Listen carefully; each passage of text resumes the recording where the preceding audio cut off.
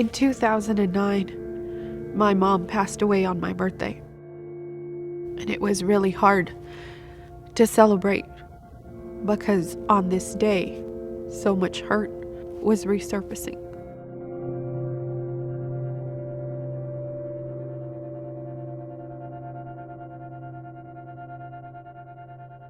When I was in elementary, I was 6 years old.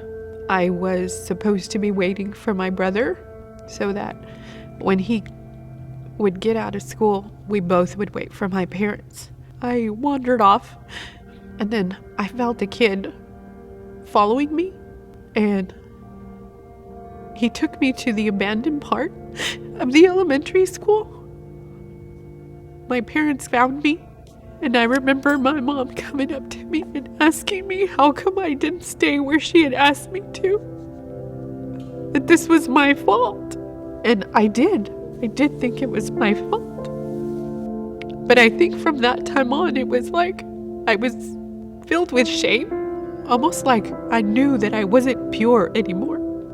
And I spent a lot of time looking down. There was times when she'd get drunk and she would tell me that if I wouldn't have been born, her life would not be the misery that it was. Like, who's gonna love me if I bring misery?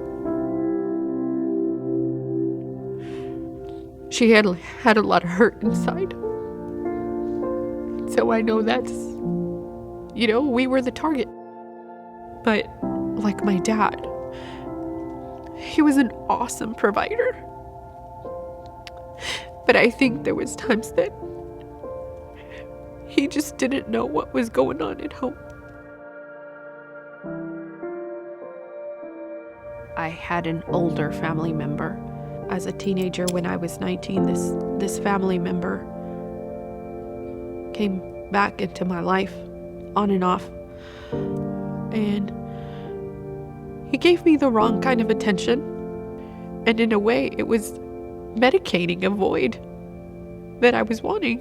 And even though I know that it was wrong, I allowed the abuse to happen.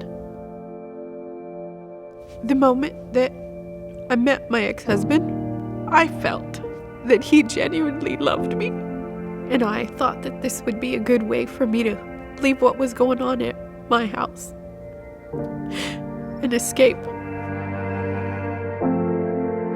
When my ex-husband and I started having our girls, I felt honored. I felt that they were like a gift to me.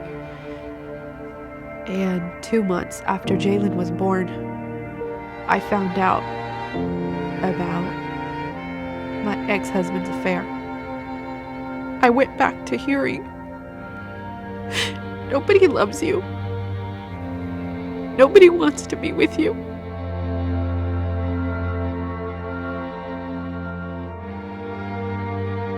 After my ex-husband left, I resorted to what I knew. I started drinking. I started smoking. And occasionally, I took some drugs. It was almost like I would numb myself. If I would numb myself, I wouldn't have to feel empty. I learned from my mom that everything on the outside had to look good. But I think when we came home, it was almost like working and being good was tiresome. So going home I can imagine, was hard for my kids, or just being alone with me was difficult because I was hard on them. It was like all of that facade could come off because we were home, and that made me angry. I wasn't a good mom to them. I started working at an elementary school. There was this girl named Ginger. She would tell me about God, and she would say, that Jesus came to save me. It's like she knew. I almost felt like she would come near me and she could see that I wasn't okay. That on the outside, everything was looking good, but my heart wasn't right. I had tried the men, I had tried the drugs, I had tried the alcohol. And I was like, let's try this. Let's try this Jesus. From that first service, when they gave the altar call, and they asked if there was somebody who would accept the Lord in their heart, I raised my hand. And I think I must have done it for like 4 weeks in a row because I thought they were talking to me each time because it felt so real. Every time that I raised up my hand, it was almost like something else was taken off of me. I didn't know that was possible, that you could wake up in the morning and be happy. This is a good place. I never knew what church was, but this felt good. And for me, it's not even a church. For me, it's a family.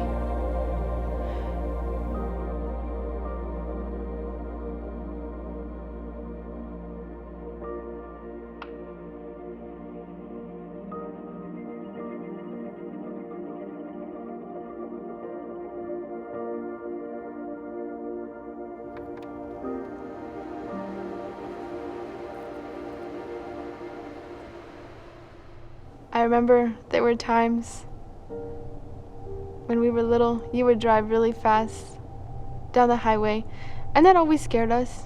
But I think what scared Savannah and I more was when you would tell us that you were gonna run this car over a bridge so that we could all drown and that we could all be put out of our misery. Looking back, I can see you were so broken. You didn't know how to love. You didn't have a mom who could tell you how to love. But you learned how to love. You learned how to be caring and patient. And it's like those things from the past. It's like those things from my childhood.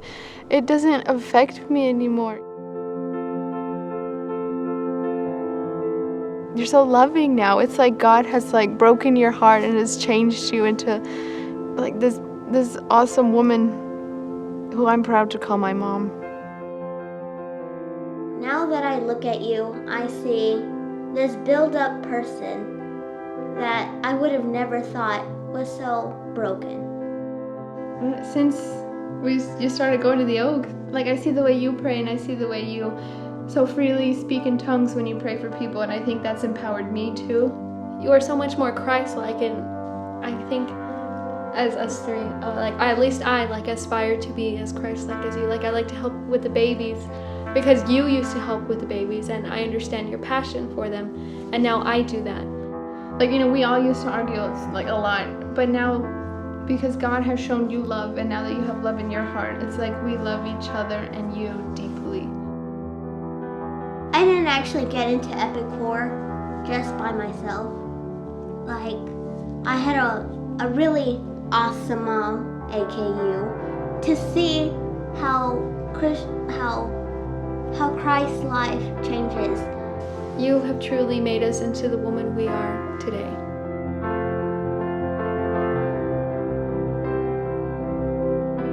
I would have never imagined that I could be free. And I've been filled with new hope and love. I could love my kids. I could love other people. And I'm learning to love myself. I feel like I've been restored. That my life has been restored by Christ.